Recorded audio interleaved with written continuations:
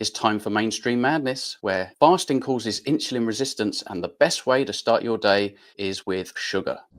As I flip-flop my diets around like a fad diet professional, I've noticed a couple things. I just came across some new information that might be a missing piece or lead me down a new path of destruction where I'll blame veganism and end up on eating only pork rinds and potato chips. So I must say, he has a very nice way about him, but what he actually says is really difficult. So I found a new channel, Nutrition with Victoria. She is an expert, has a master's in nutrition or something, and she promotes a high-carb, low-fat vegan diet. So she says, do not eat fat ever. So she's a clueless expert. This is a classic example as to why we shouldn't just appeal to authority. It makes very little sense. If you go and have a look at Nutrition by Victoria's channel, you'll see she's a big fan of the oral glucose tolerance test. I used to administer these, and it's 50 grams of carbohydrates in one go. The reason it's 50 grams of carbohydrates is because it is a stress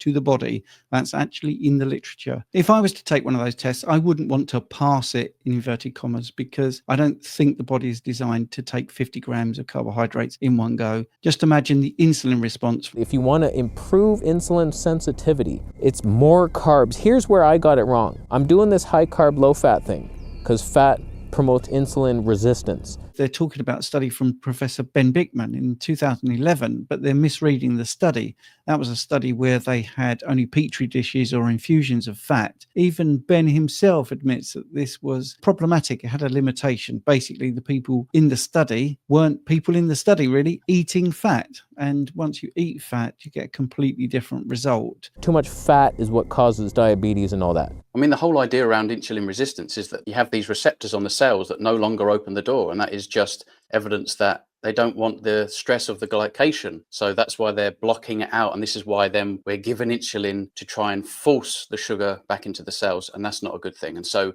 the pathology isn't insulin resistance. It's eating carbohydrates in high amounts along with high amounts of fats. And so it is a matter of picking one fuel source. And when we look at it from a nutrient density perspective, there is only one way to go. And that is a natural human way, animal fats and proteins. And this is the Randall cycle, where the cell is protecting itself from an overplus of energy.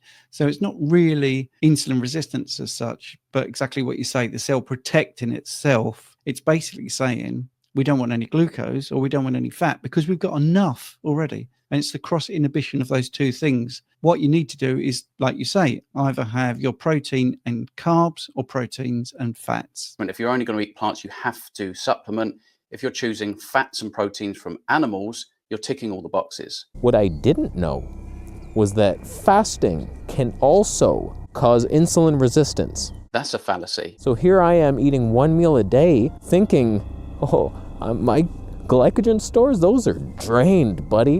When I start eating, you wouldn't believe the sensitivity.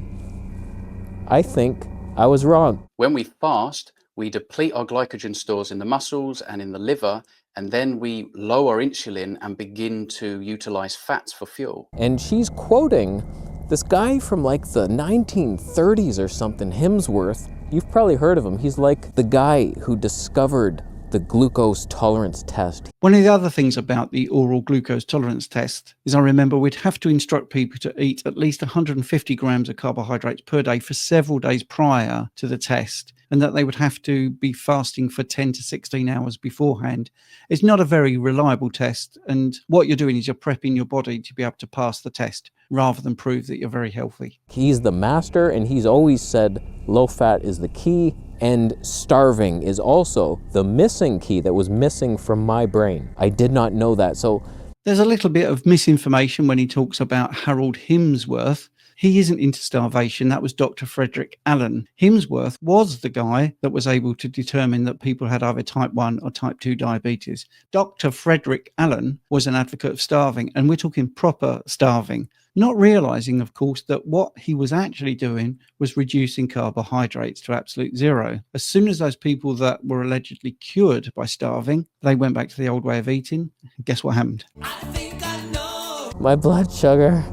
Basically what she is saying is in the morning, our cortisol spikes to wake us up, and that's a good thing. Ideally, you would lower it immediately, and I didn't know this, but eating sugar immediately is what lowers the cortisol.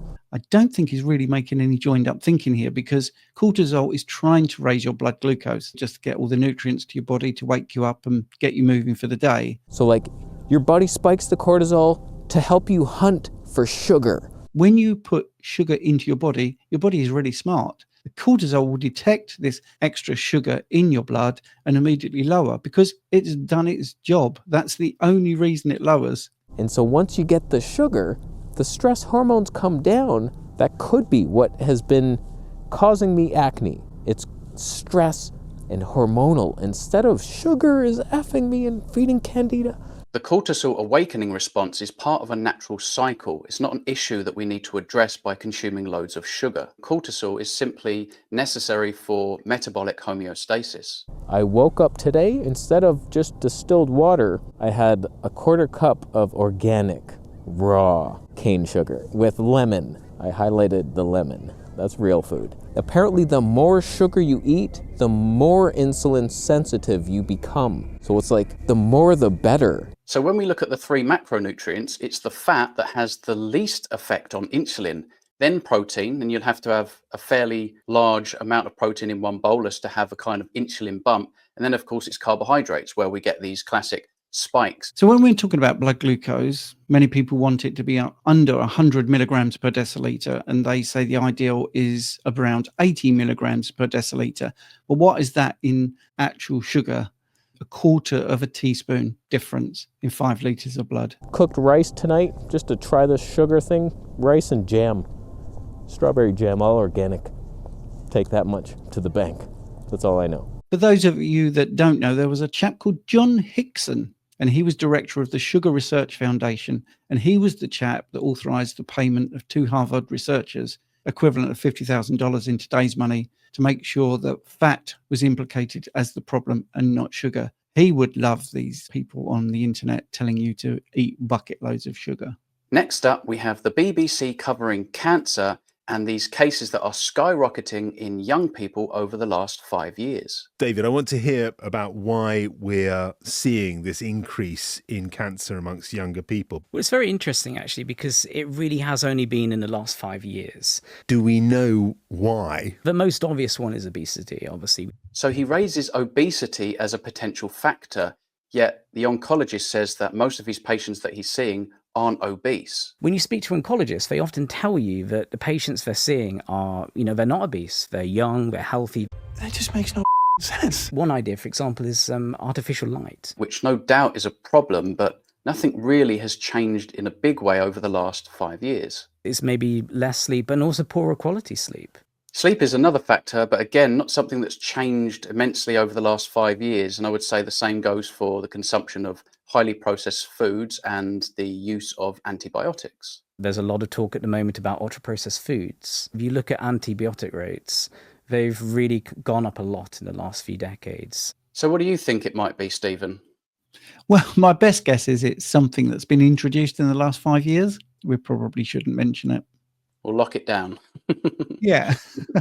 Now, is there some kind of sinister agenda behind Labour's attacks on British farmers? BlackRock and Bill Gates are some of the biggest owners of farmland in America. Suddenly they fly over and within days the budget comes out of the blue, an attack on our farmers. Amazing. They put food on our table. They put food in our supermarkets. Without the farmers, we are screwed. These 3 things have come out of the blue and they are hurting farming terribly. In 2023, Keir Starmer said this. He said, every day seems to bring a new and existential risk to British farming. Losing a farm is not like losing any other business. You can't come back. You deserve better than that. So in 2023, he's talking up farming as being so important. Now they are risking its whole future. There's an agenda here.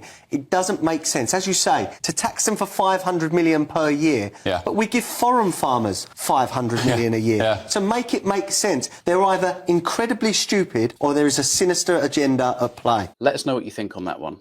Now here we have Cole Robinson, the snake diet guy, having a little poke at the carnivore community. It's a yay! You did it, retard!